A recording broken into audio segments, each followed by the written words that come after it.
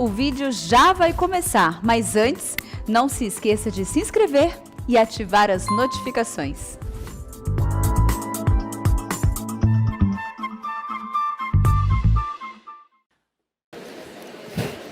Meus irmãos, vamos abrir a palavra de Deus lá em Gênesis.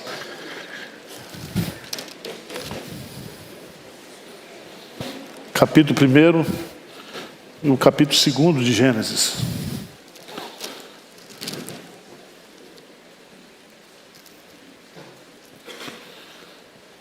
John Maxwell, ele diz uma coisa muito interessante. Ele diz o seguinte, que os 2 dias mais importantes da sua vida, primeiro, é o dia que você nasceu. E o segundo dia, mais importante da sua vida, é quando você descobre para que você nasceu. Qual é o propósito de Deus para a sua vida? Porque tem muita gente que não está preocupado com isso. E vai na teologia de Zeca Pagodinho, deixa a vida me levar, leva eu. Então nós temos que buscar esse sentido. E aí, o próprio John Maxwell diz que para você descobrir o propósito da sua vida, você precisa de 2 coisas. Primeiro, você precisa de paixão. Paixão. Você tem que gostar de viver e gostar de fazer as coisas. O pessoal diz assim, pastor Ivan, você trabalha muito, não sei o quê, mas eu gosto. Eu gosto de ser pastor. Deus me chamou para ser pastor. Eu não quero ser deputado, não quero ser ministro do Supremo Tribunal Federal, primeiro que eu não passo no concurso, então não adianta. Tá certo? Eu não quero ser juiz de direito, eu não quero nada, eu quero ser pastor. Ah, mas você não quer ser professor do Mackenzie, eu quero ser pastor. E eu chego aqui todo dia e eu trabalho com prazer. Porque quando você trabalha com paixão, você não tem limite, você trabalha, você... Tá certo? Mas uma segunda coisa, você tem que descobrir quais são os seus pontos fortes. Para você descobrir qual é o propósito da sua vida. Porque Deus faz a gente com habilidades. E Deus me fez para ser pastor, mas fez você para ser um médico, um engenheiro. E você tem que ter o quê? Paixão por isso. A Bíblia fala que tudo quanto nós fizermos, nós devemos fazer de todo o nosso coração. Então, nós precisamos, entendendo isso, eu estou muito preocupado com a nossa juventude. Fico preocupado às vezes quando eu vejo aqui os casais da igreja. Pessoas assim que não diz para que veio. Vocês estão entendendo o que eu estou dizendo, né? E o mundo hoje, com esse negócio de ideologia de gênero, está levando as pessoas a ter uma crise de identidade sexual. Você vai preencher certos formulários agora, você fica, não tem mais sexo, tem gênero. Aí eu falo, tá danado. O que eu vou responder aqui? Tá certo? Então, eu queria que você fosse comigo, porque eu quero dar alguns conselhos aqui. Diz que maçã de ouro em prata, em salva de prata, é a palavra bendita no momento que a gente precisa. Porque dá conselho depois que a gente... né? Então, nós precisamos voltar para a Bíblia. Eu gosto muito de Gênesis 1 e 2, porque se nós entendermos esses 2 primeiros capítulos, depois o terceiro com a queda, isso vai trazer um significado muito grande para a gente. Deus criou todas as coisas em Gênesis capítulo 1. E lá, por exemplo, no 27, o que diz lá? Criou Deus, pois, o homem, a sua imagem, a imagem de Deus o criou. Homem e mulher os criou. E Deus o abençoou e lhe disse: sede fecundos, multiplicai-vos, enchei a terra, sujeitai-a, dominai sobre os peixes do mar, sobre as aves do céu, sobre todo animal que rasteja pela terra. Veja que aqui, primeiro, Deus criou o homem à sua imagem e à sua semelhança. E ele criou com dois sexos, macho e fêmea.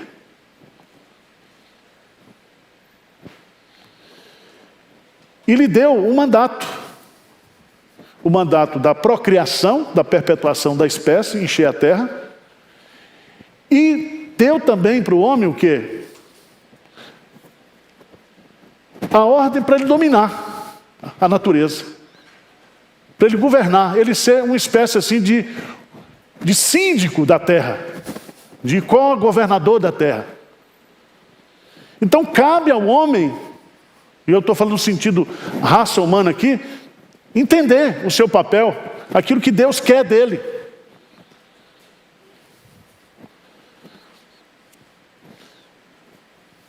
Eu agora, todo sábado, tenho que levar a cachorrinha para dar banho. Eu não queria cachorro, mas eu negociei, então estou nessa. Mas eu fico observando que as pessoas estão tudo doentes. As pessoas estão tratando cachorro como gente, gato como gente, e gente como cachorro. Está invertido o negócio.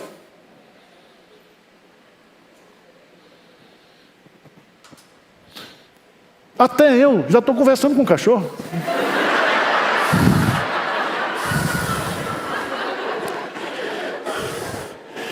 Eu acordo de manhã para orar, aí eu ajoelho, eu falo, você vigia e eu oro. E ela fica lá.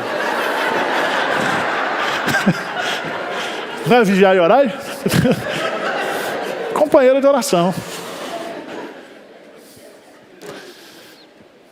Nós precisamos entender isso, irmãos, que nós estamos vivendo. Você já notou que está abrindo mais pet? Veja bem, aqui na região nossa aqui, não tem nenhum centro de convivência para idosos. Porque a sociedade hoje não valoriza o idoso. Então está invertido o negócio. Então a primeira coisa que nós precisamos ter é uma visão bíblica. Uma visão bíblica de gente. O que é ser gente? Talvez fazer um curso de gente. Aqui é muito importante você entender que nesse primeiro capítulo de Gênesis, Deus cria tudo e cria o homem à sua imagem e à sua semelhança. No capítulo 2 de Gênesis, ele vai detalhar a criação do homem e a criação da mulher e a criação da família. Mas veja, irmãos, que o texto diz lá em Gênesis capítulo 1, verso 31, Gênesis 1, 31, o que é que diz aí? Viu Deus tudo quanto fizera, e eis que era o quê? Muito bom. Então ele fez homem e mulher. Isso é muito bom. Ele fez o homem e a mulher à sua imagem e semelhança. Ou seja, agora ele vai detalhar para a gente. Detalhar. No capítulo 2. Ele começa dizendo assim: assim, pois, foram acabados os céus, a terra e todo o seu exército. Aí diz que ele descansou. Mas Deus se cansa? Não. Ele descansou aqui no sentido de cessar a obra. Porque Deus não se cansa nem se fatiga. Mas ele estabelece também um padrão de semana aqui. 7 dias. Já tem um padrão de dia de 24 horas. Quando a terra faz o movimento do seu próprio eixo. E agora tem um padrão de semana. Para depois vir um padrão de mês e de ano. Tá certo? Mas é importante a gente entender que agora, a partir do versículo 4, vai descrever como foi feito primeiro o homem. Esta é a gênese dos céus e da terra, quando foram criados, quando o Senhor Deus os criou. Não havia ainda uma planta no campo da terra, pois ainda nenhuma erva do campo havia brotado, porque o Senhor Deus não fizera chover sobre a terra, e também não havia homem para lavrar o solo. Mas uma neblina subia da terra e regava toda a superfície do solo. Versículo 7, esse é muito importante para entender esse versículo. O que diz aí? Então formou o Senhor Deus ao homem do pó da terra, e lhe soprou nas narinas o fôlego de vida, e o homem passou a ser o quê? Alma vivente. Alma vivente. Veja que na criação de tudo, nos 6 dias, Deus criou tudo pelo poder da sua palavra. Mas agora Deus vai formar o homem de forma artesanal. E do pó da terra ele faz um boneco. E nesse boneco ele sopra nele o fôlego da vida e ele passa a ser o quê? Alma vivente. Nenhuma espécie que fora criada antes do homem tinha alma vivente. Porque a alma vivente aqui, para você entender, vá lá para Gênesis capítulo 3.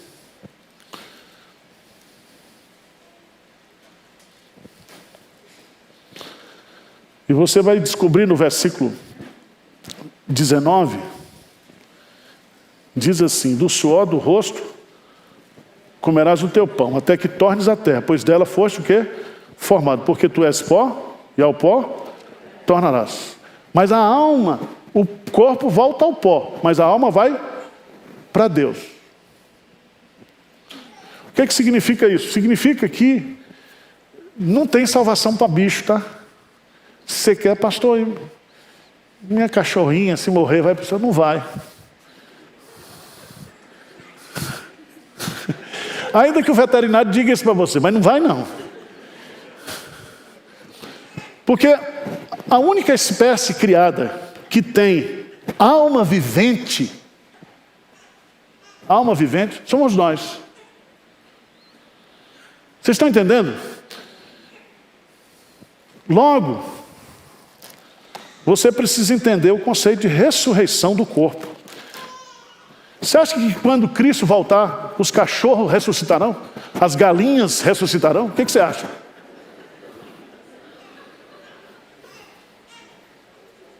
Quem é que vai ressuscitar? Nós. Essa alma vivente é justamente aquilo que nós somos, o nosso ser.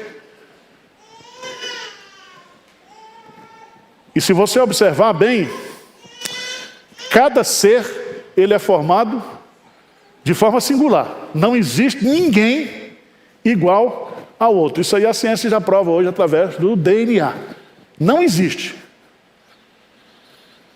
Não existe. Então você é um ser singular. Só existe um exemplar que é você. Gostou dessa ou não? Então a autoestima já melhorou aí, né? Já melhorou. Você é você, não tem ninguém. Você é único. Quando ele cria Adão aqui, ele forma Adão. Ele não formou Eva do pó da terra, formou? Não. Ele não formou Eva também pelo poder da sua palavra. Haja Eva e houve Eva. Não diz isso. Mas antes de formar a mulher, Deus é sábio. Deixa a mulher por último, senão ia ter muita pergunta. Muito pitaco, muita sugestão. Põe o sol assim, põe a estrela assim, então não sei o quê. Por que o senhor está botando verde na natureza? Deus sabe tudo. Foi no mesmo dia, mas eu quero antes de criar a mulher, Deus fez algumas coisas. Primeira coisa que Deus fez depois que criou o homem, Ele colocou o homem o quê? Para trabalhar. Porque hoje os homens não querem trabalhar, põem as mulheres para trabalhar. O homem gigolô, explorador de mulher, gigolô. Não, os tempos mudaram. Não, eu estou falando de visão bíblica. Você pode seguir Marta Rocha, você pode seguir quem você quiser, qualquer um. Estou falando de visão bíblica. Deus criou o quê? O homem para trabalhar. Depois eu vou entrar no papel da mulher. Mas eu quero chamar a sua atenção, que diz aí o seguinte: e plantou o Senhor Deus um jardim, depois que criou o homem, fez o homem alvo vivente. Com quantos anos ele foi criado? O homem, Adão.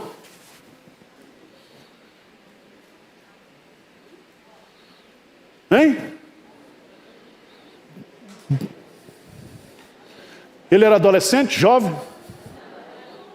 Então, se não diz que é adolescente, jovem e adolescente tem que trabalhar também. Quantos anos Adão começou a trabalhar, gente? Imediatamente depois que foi o quê? Criado. Trabalho é bênção ou é maldição? Bênção. Eu nunca vi ninguém morrer de trabalhar. Eu já vi gente morrer de preguiça. E uma notícia que eu dei para os terceira idade: não existe aposentadoria na Bíblia. Não existe. Você só se aposenta quando morre. Aí você morreu, aí aposentou. Mas não existe. Então não desperdice a sua aposentadoria. Porque hoje, com 55, 60 anos, o cara se aposenta. Eu mesmo estou aposentado pelo INSS. 37 anos de contribuição. Aí é para sobreviver, porque o que eu ganho de aposentadoria eu não pago o condomínio que eu moro. Então tem que trabalhar mesmo, morrer trabalhando. E veja bem que depois do pecado, veja lá no capítulo 3, versículo 19, diz assim: no suor, 3,19, no suor do rosto comerás o quê? O teu pão. Veja lá, por favor, em Gênesis capítulo 2, versículo 15. Diz assim: tomou, pois, o Senhor Deus ao homem e o colocou no jardim do Éden para o cultivar e o guardar. Eu queria que você fosse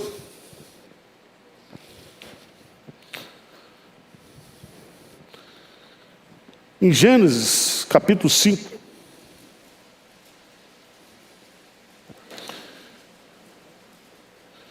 E viveu Adão 130 anos e gerou um filho à sua semelhança, conforme a sua imagem, e lhe chamou o quê? Sete. Veja no versículo 5. Os dias todos da vida de Adão foram 930 anos e morreu. Veja bem, Adão começou a trabalhar quando ele era o quê? Recém-nascido. Não ri não, eu estou falando Bíblia aqui. Vê o texto. Na primeira semana dele, ele recebeu de Deus uma roça. Diz lá, veja lá. O versículo 15, Gênesis 2,15. Tomou, pois, o Senhor Deus ao homem que ele havia acabado de fazer e o colocou no jardim do Éden para o quê? O cultivar e o guardar.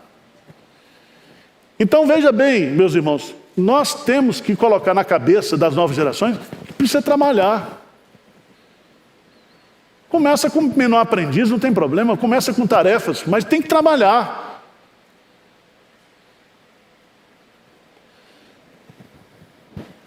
Veja que lá no Salmo 128 diz assim: eis como será abençoado o homem que teme o quê? Aí diz o que mais? Do trabalho de suas o quê? Não tem auxílio, tá? Não tem auxílio. Do trabalho de tuas mãos o quê? Comerás. Então, ser abençoado não é receber auxílio. Bolsa Família. Antigamente, os pobres, e eu falo isso que eu nasci muito pobre, não podia morar aqui, comprava um terreninho lá na periferia, construía a casa dele e ia morar. Hoje, tem um movimento do sem teto. Todo mundo quer tirar do Estado. Não, mas socialismo, meus irmãos, a Bíblia está falando que Deus criou o quê? O trabalho. Leia a biografia de Karl Marx. Sujeito mais preguiçoso. Ele era sustentado pela mulher, ele destruiu toda a fortuna da esposa, que ele agigolou, deu golpe.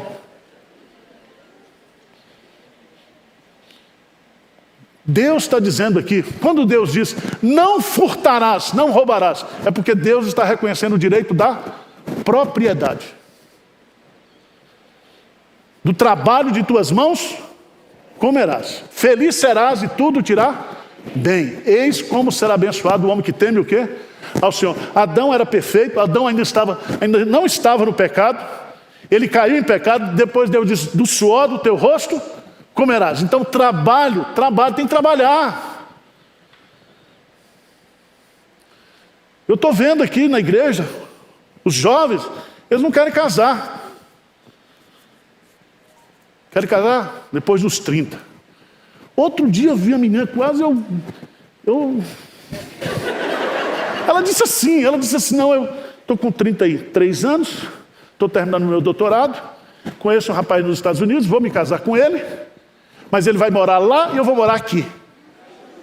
Eu falei, então não é casamento. Porque casamento o que é? Deixa pai e mãe e se une com a sua esposa.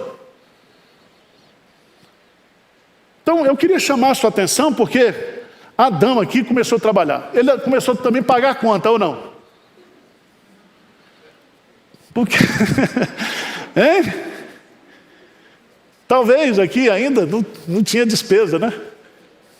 Mas Deus deu responsabilidade para ele, deu trabalho para ele. Mas Deus também, além de dar o trabalho, veja no versículo 16, que Deus também fez uma aliança espiritual com ele. Isso depois de ser o quê? Criado. Deus já deu. Significa que eu tenho que trabalhar, mas eu também tenho que ter compromisso com Deus. De um relacionamento saudável com Ele.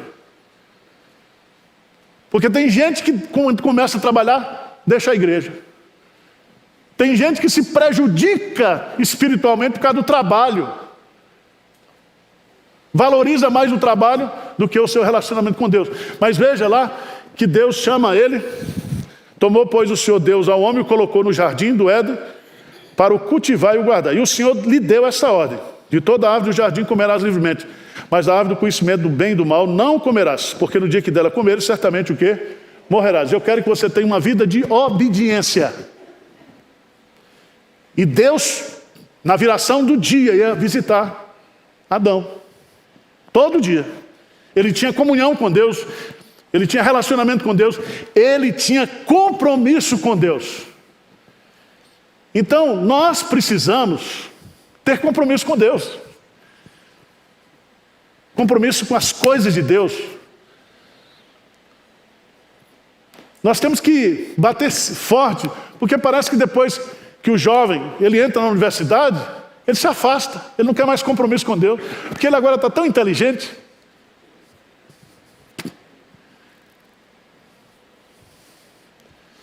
Então preste atenção, irmãos, nós precisamos valorizar o trabalho, nós precisamos valorizar o nosso compromisso com Deus, o nosso relacionamento com Deus. Terceiro lugar, eu acho isso aqui fantástico, porque lá no capítulo 2, versículo 18, disse mais. Quer dizer, Deus foi dizendo e vai dizendo. Dizendo o quê? Mais. Eu quero que você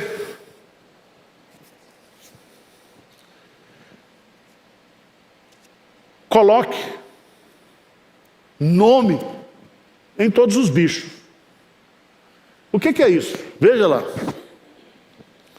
No versículo 19. Havendo, pois, o Senhor Deus formado da terra todos os animais do campo e todas as aves dos céus, trouxe ao homem. Deus não podia ter botado o nome ou não? Mas o que ele faz? Trouxe ao homem, para ver como esse lhe chamaria. E o nome que o homem desse a todos os seres viventes, esse seria o quê? O nome deles. Vocês já viram o nome de peixe, mas tem nome científico. Vocês já viram isso? Nome de dinossauro, nome de passarinho, tudo tem um nome científico. E eu fico imaginando que aqui Deus também está mostrando que o homem tem que usar o que? A sua inteligência. O homem tem que ser sábio. Ele tem que estudar. Ele tem que ter conhecimento.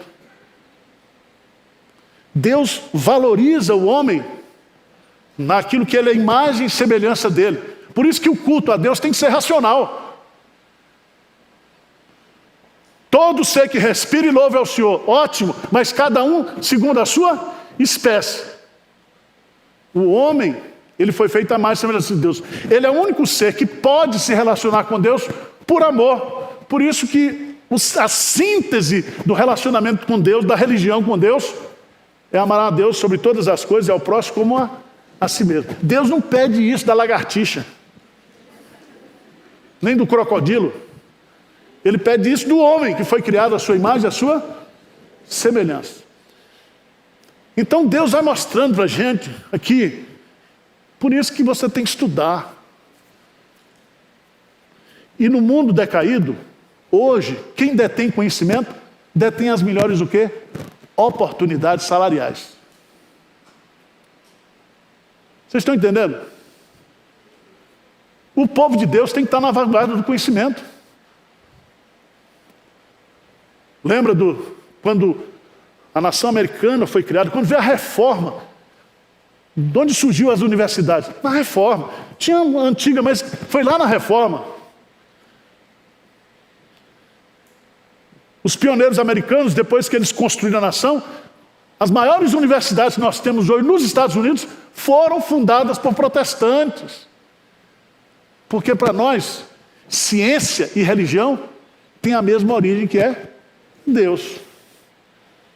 Então, se você é ignorante, você não estuda, não é porque Deus quer isso para você não, tá? E hoje tem até EAD para você estudar. Tem marido que casa. Estou falando dos maridos que é da minha espécie, minha raça. O cara não estuda. O cara fica assim de Faustão. E agora todo dia, né? Segunda a sexta. Antes era só domingo, agora é segunda a sexta na Band. O cara não estuda. Aí começa a ter problema no casamento, porque o que ele ganha não dá para pagar as contas. Mas ele não quer estudar. Tem que estudar, cara. Tem que sair da zona de conforto, não, da zona de perigo, né, de conforto. A zona da morte. Tem que estudar.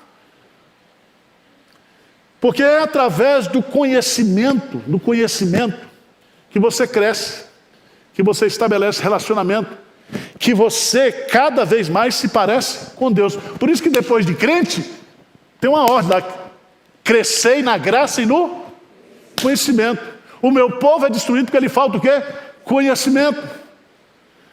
E não é só conhecimento espiritual, não. Você pega os homens que Deus deu sabedoria, que sabedoria é um atributo de Deus comunicável. Ele comunica a sabedoria. Salomão pediu e Deus deu. Vocês estão entendendo ou não?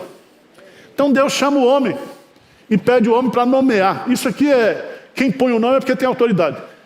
Mas quem tem o nome para dar para tanta espécie é porque ele estava com 100% da sua capacidade cerebral. Deus valoriza o quê? A inteligência.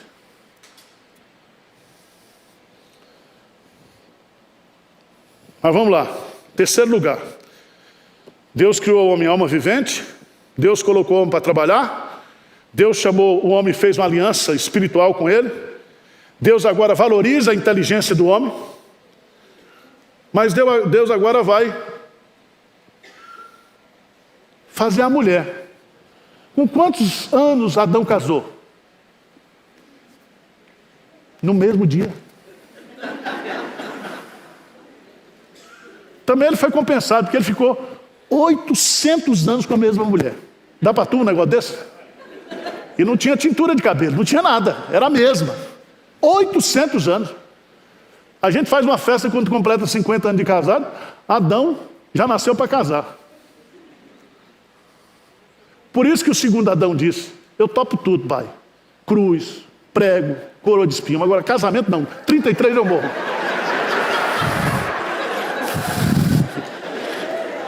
E ele era perfeito.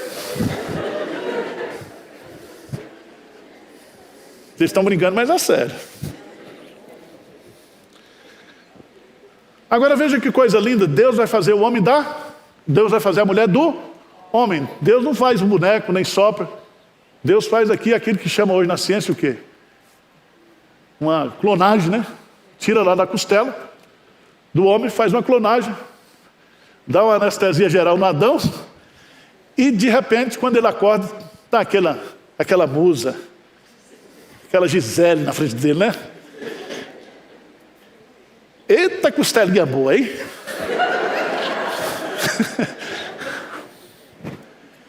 E aí o homem diz, dá no versículo 23, e disse o homem, esta afinal é osso dos meus ossos, carne da minha carne, chamar-se-á varoa, porque do varão foi tomado. Depois ele muda o nome, mas aqui ele colocou varoa.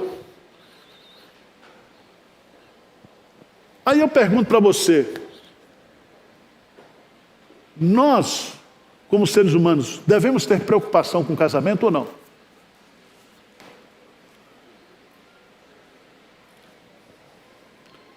Você diz, pastor, esse negócio de casamento não é comigo. É com você. Você é muito boba. Você precisa casar. Você, mulher. Homem também precisa casar. E o crente tem que casar cedo, porque não dá para ficar aí fazendo test drive. Nem fornicando, nem... Tem que casar. Agora você diz assim, casamento não está nos meus planos. Tudo bem.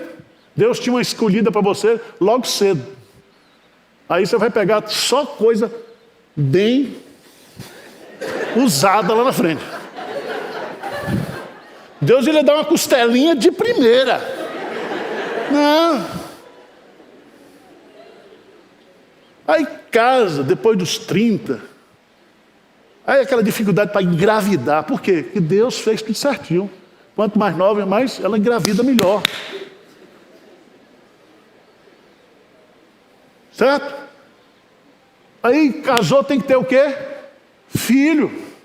Porque existe um mandado de Deus, ter filho. Filho não é maldição, filho é bênção. Dá trabalho? Dá. Dá vontade de matar? Às vezes dá. Mas a gente não vive sem os nossos filhos. Nós nos realizamos dos filhos, nós nos projetamos dos filhos. E ver os filhos dos nossos filhos é bênção de Deus. A gente tem que entender isso, gente. Veja para mim, Hebreus, por favor.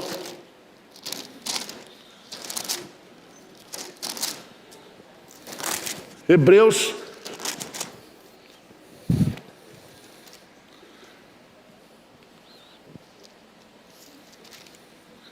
Capítulo 13.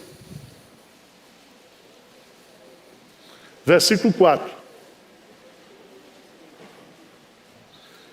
Hebreus 13, 4. O que diz aí? Digno de honra entre todos, seja o quê? Bem como o leite sem mácula, porque Deus julgará os impuros e os adúlteros. Digno de quê? De honra. Você pergunta para um jovem hoje, ele diz, você não vai casar não, cara? Não, isso não está nos meus planos. Aí o cara pensa em trabalhar, pensa em ganhar dinheiro, pensa em viajar, mas casar? Não. Deus está mostrando. Primeiro, você nasce, você trabalha, depois você o quê? Casa. E você não casa porque ajuntou, você casa para ajuntar. Os da minha geração aqui casaram Durango Kid, não tinha nada. É assim ou não é? Você para casar não precisa ter as coisas, não. Você precisa ter a mulher. Ou você precisa ter seu marido. E Eclesiastes vai dizer, é melhor serem dois do que um. Porque quando um cai, outro levanta. É melhor ser dois para juntar e para compartilhar. Mas hoje não. Hoje o cara primeira coisa, já casa com separação total dos bens. Não é misericórdia, o cara vai dormir com uma mulher que ele não confia. Pensa num negócio desse. Eu casei com... Eu não tinha nada, mas com comunhão universal, parece de bens. Irmãos, casamento é um ato de amor, de confiança. Tá certo? Então a pessoa casa para justamente construir uma família. Construir. Está lá. No Salmo 128, bem-aventurado o homem que teme ao Senhor e anda nos seus mandamentos. Então, primeira coisa, para ser feliz na vida, Deus. Segundo, trabalho. Do trabalho de tuas mãos, comerás. A tua esposa, viu? No interior da tua casa, com os teus filhos à roda da tua mesa. E o salmista diz, eis como será abençoado o homem que teme o quê? Ao Senhor. Se Bolsonaro pegou o lema, é problema dele, é estelionato. A Bíblia diz que é Deus, trabalho e família. Sua vida se resume a isso. Sabe quem que vai estar com você na hora do seu enterro? Sua família. Não vai estar seu chefe? Os companheiros de trabalho mandam uma coroa que você não vai ver. Um elogio que você não vai poder receber. Então, família. Agora, isso aí tem que fazer parte da agenda nossa, os crentes. Se a gente quer mudar a nação, se a gente quer uma nação abençoada por Deus, nós temos que enfatizar isso.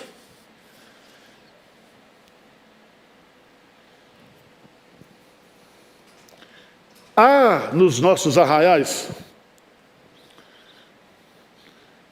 e aqui eu quero falar para as mulheres, um ensino aí que mulher é para ficar em casa, é para fazer sexo.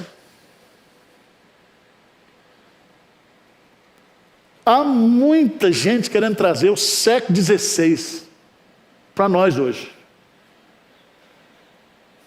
Eu quero dizer o seguinte, que quando você se casa, você tem que casar com uma mulher inteligente, primeiro. Uma mulher burra dá um trabalho danado. Inteligente. Uma mulher faceira, para você beber água da cisterna, até... Você tem que ter uma mulher que se realize intelectualmente, se realize como mãe, se realize como profissional. Grandes problemas há no casamento porque o marido não admira a mulher e a mulher não admira o marido. Eu dou testemunho aqui, taça testemunho, eu elogio ela porque eu acho ela fantástica. E eu quero que ela, cada dia mais, seja mais top. Já casou bem comigo, então já tá no lucro. Agora, duas coisas que não são paradoxais. Primeiro, toda mulher, ela é dona o quê? Da casa. Ela é dona da casa. O marido não tem casa. O marido não é dono da casa. A Bíblia fala que quem é dona da casa é a mulher. Vê lá Tito. Tito capítulo 2.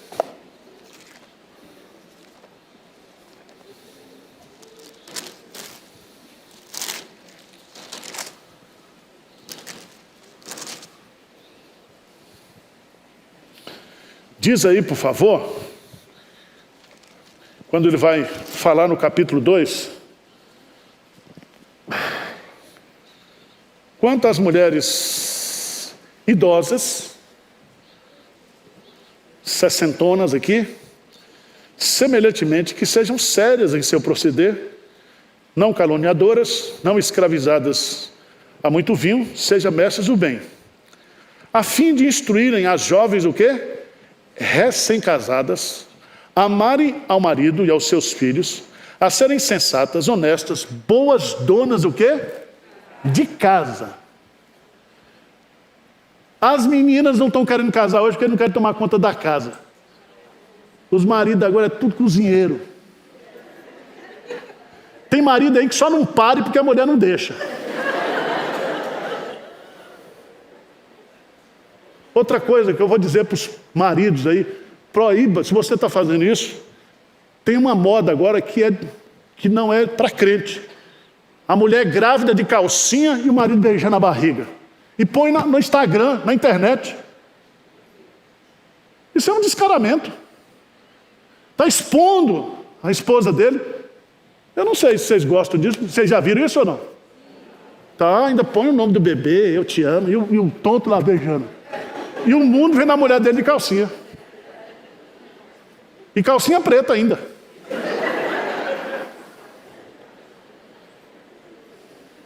É triste mesmo. Vocês estão rindo, mas é sério. A mulher tem que ser dona de casa, mas não é aquela dona de casa. Vamos lá para Provérbios 31.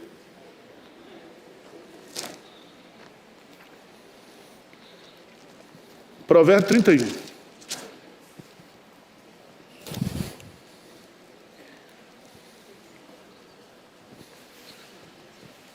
No versículo 10, mulher virtuosa, quem há, achará. Ninguém vai achar, é Deus que dá, tá? Você não vai achar. O seu valor muito excede o de finas joias. Então aqui já não é bandida. Porque toda bandida, mulher bandida, gosta de finas joias. Viagra para homem velho, mulher nova, é dar um anel solitário.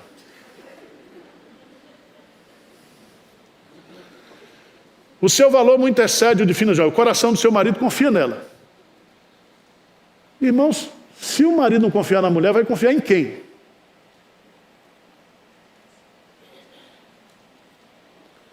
Tem marido que diz, eu não digo para minha mulher quanto eu ganho. Grande coisa. Ela sabe tudo. Ela gasta do mesmo jeito. É um segredo bobo. Confia. Coração. Não é a mente, não. Coração. O seu marido confia nela. E não haverá falta de quê? De ganho. Então não há prejuízo quando você confia na sua esposa. Na sua esposa.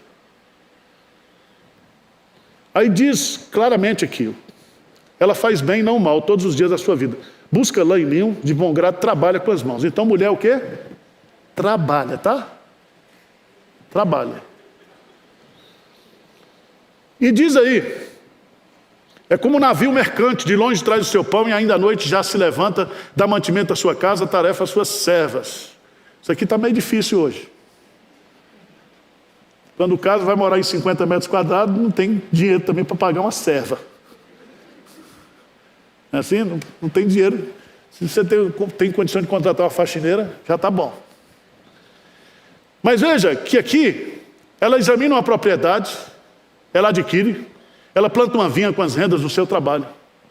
Então é uma mulher o quê? Empresária, empreendedora. Mulher que tem tino para negócio.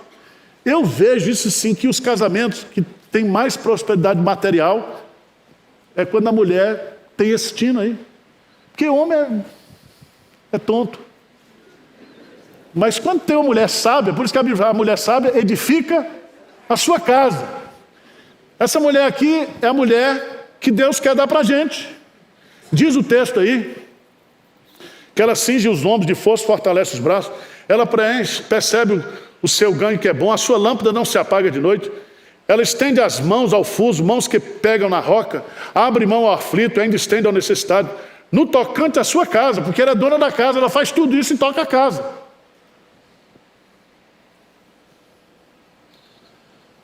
Todos não temem a neve, pois todos andam vestidos de lã escarlate, faz para si cobertas, veste de linho fino de público. Seu marido é estimado entre os juízes, quando se assenta com os anciãos da terra. Por que o marido é estimado? Por causa da mulher. Quem põe homem para frente, marido para frente, é mulher. E você, mulher, cuidado, para não estragar seu marido, cobrando dele coisas que é você que tem que fazer. Vocês já me entenderam, eu não vou explicar não. Ela faz roupas de linho e vende, dá cintas aos mercadores.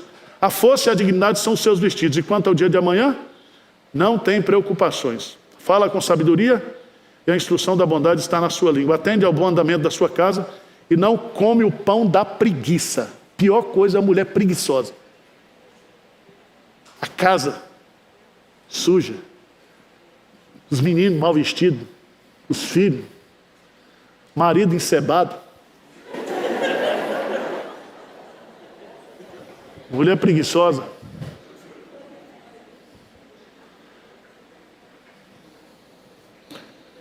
Tem que haver uma revolução dos homens. Nós temos que voltar a ser homem. Sabe por quê? Porque as mulheres estão querendo homens. Mulher não gosta de homem que não seja homem. Vocês estão entendendo ou não?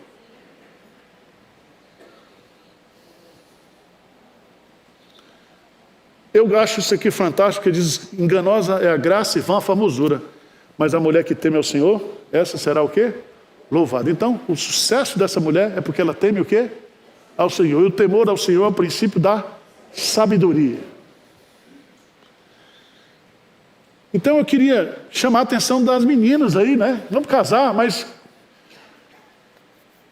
seu marido é meio lento, dá um gás nele. Dá um gás. Coloca desafios, dá ideias para ele. E é tão bonito isso, irmãos, porque não existe sucesso no casamento e na família se um só se realiza. Quando um só, se geralmente são os homens, as mulheres ralam, começa lá. Quando chega aos 55, na idade do lobo desdentado, arruma um amante e chuta a mulher. Então, veja bem, vocês precisam crescer em o quê? Juntos. Juntos.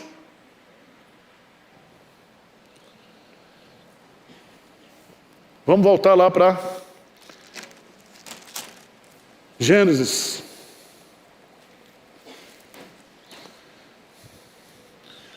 Quando Deus fez o pacto com Adão, né?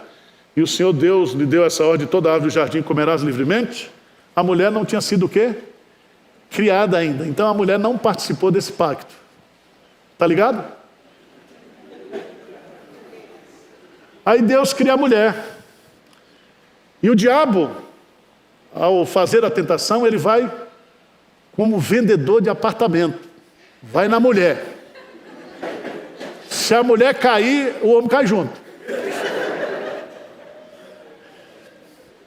Vendedor de imóvel leva, mostra para a esposa.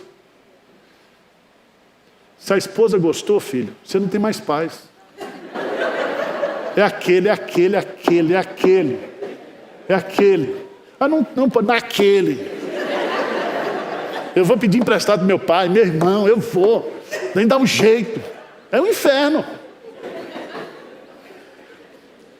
Aqui é o seguinte, o diabo, ele é a mais sagaz. Ele vai lá e chega para a mulher, e através da mulher, o homem vai junto. Só que quando Deus, eles desobedecem, diz o texto aí, no versículo 8, do capítulo 3, quando ouviram a voz do Senhor Deus, que andava no jardim pela viração do dia, esconderam-se da presença do Senhor Deus, o homem, a sua mulher, por entre as árvores do jardim. Chamou o Senhor Deus ao homem e lhe perguntou: onde estás? E ele diz: ouvi a tua voz no jardim, porque estava nu, tive medo e me escondi. Aqui o pecado vai entrar nos relacionamentos. E agora um casamento que era perfeito, porque eram duas pessoas perfeitas, elas vão se tornar agora conflituosas. E a primeira evidência da queda é quando Adão responde para Deus.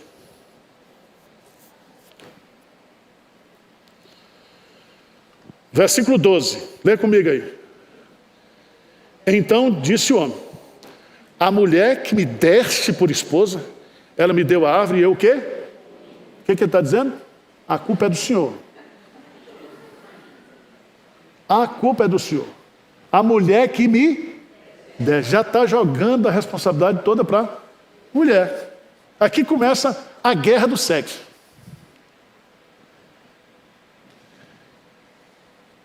E Deus diz lá, versículo 16: e a mulher disse: multiplicarei sobremodo o sofrimento da tua gravidez, em meio às dores dará à luz filhos, e o teu desejo será para o teu marido, e ele te governará.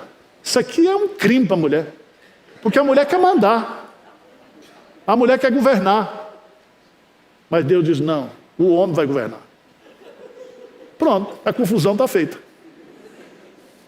Porque agora tem as duas naturezas do quê? Pecaminosas. Aí vem depois o machismo, vem o feminismo, tudo isso aí são coisas decorrentes do quê? Do pecado. Porque Deus fez para a gente viver o quê? Em harmonia. Em complementariedade, um completa o outro. Um é diferente do outro. Irmãos, não precisa fazer estudo, não. Já está tudo pronto aí, mostrando que a estrutura óssea da mulher, a estrutura molecular da mulher, a estrutura hormonal da mulher é completamente diferente do homem. Até a forma de pensar, de ver a vida é diferente. Tem mais muitos estudos mostrando isso. Os sexos, eles se complementam. Tá certo? E quando Deus fez homem e mulher, Deus não faz um pior do que o outro, nem melhor do que o outro, são iguais. Por isso que quando o Evangelho vem e salva, não tem homem nem mulher. Porque todos são responsáveis diante de Deus. Mas eu queria chamar a sua atenção, já encerrando. Vamos lá para o capítulo 5. Eu gosto disso aqui, os judeus têm uma exegese muito interessante aqui. Ele diz assim: este é o livro da genealogia de Adão. No dia em que Deus criou o homem, à semelhança de Deus, o fez. Homem e mulher os criou e os abençoou. E lhes chamou pelo nome de Adão, no dia em que foram o quê? Criados. Alguns rabinos, explicando esse texto aqui, a exegese, porque ambos foram criados, mas ambos receberam um só nome, o quê? Adão. Ele diz o seguinte, que você só se torna um Adão mesmo quando você casa. Quando você se junta com uma mulher. Aí você se realiza como espécie, como ser. Por isso você pode ter sucesso em todas as áreas da sua vida. Se você tiver insucesso no casamento, você é uma pessoa o quê? Infeliz. Fica faltando aquela coisa. Então, gente, o casamento e a visão bíblica de homem e mulher, de trabalho, nós precisamos resgatar no nosso meio. Senão nós vamos perder as novas gerações. Vai ser uma nova geração de luluzinha.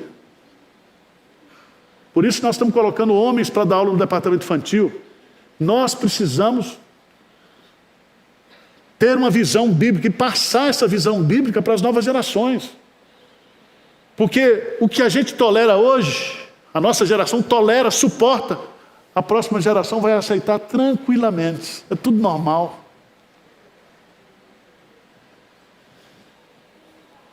E nós sabemos que se nós não tivermos uma visão bíblica de quem nós somos e do projeto que Deus tem para a nossa vida como igreja, o que é a igreja? A igreja é uma família de famílias.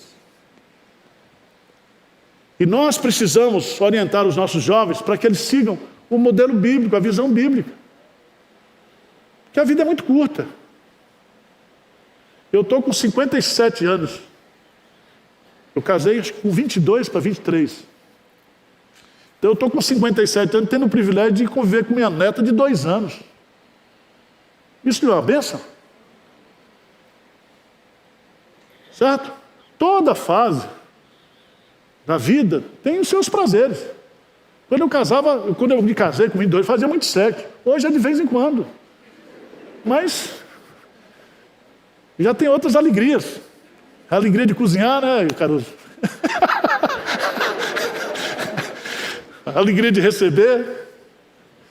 Deus é bom, irmãos. Tudo que Deus planejou para a gente é bom, porque a vontade de Deus é boa, perfeita. Não fique achando que Deus quer que você case para ser infeliz, que Deus... Sabe por que Deus ainda não deu uma pessoa? Às vezes você não ora, às vezes você não coloca isso, às vezes os pais não estão preocupados com isso, de que os filhos casem bem, tenham famílias, que Deus coloque uma esposa na vida dos filhos.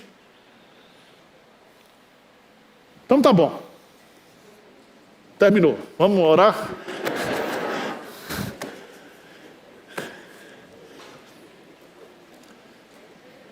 Quem quer casar e ter uma família? Isso aí. O mais difícil você já achou, que é a esposa. Pastor, eu estou sem dinheiro para pagar o casamento. Eu pago. Nós vamos no cartório aqui. Você já achou a esposa. Por que não casa? Não, pastor, eu moro lá não sei aonde, eu moro não sei aonde. Rapaz, junta os aluguéis.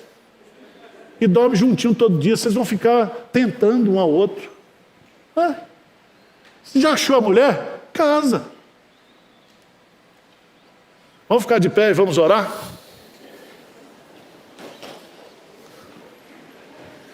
Senhor Deus, nós estamos diante de Ti, com as nossas carências, necessidades. Pedimos que o Senhor nos ajude a ter uma vida pautada pela Tua palavra. Que o Senhor nos dê humildade, que o Senhor nos dê capacidade de relacionamento, que o Senhor nos dê sabedoria, discernimento, para fazermos sempre a Tua vontade. Essa é a nossa oração em nome de Jesus. Amém, Senhor.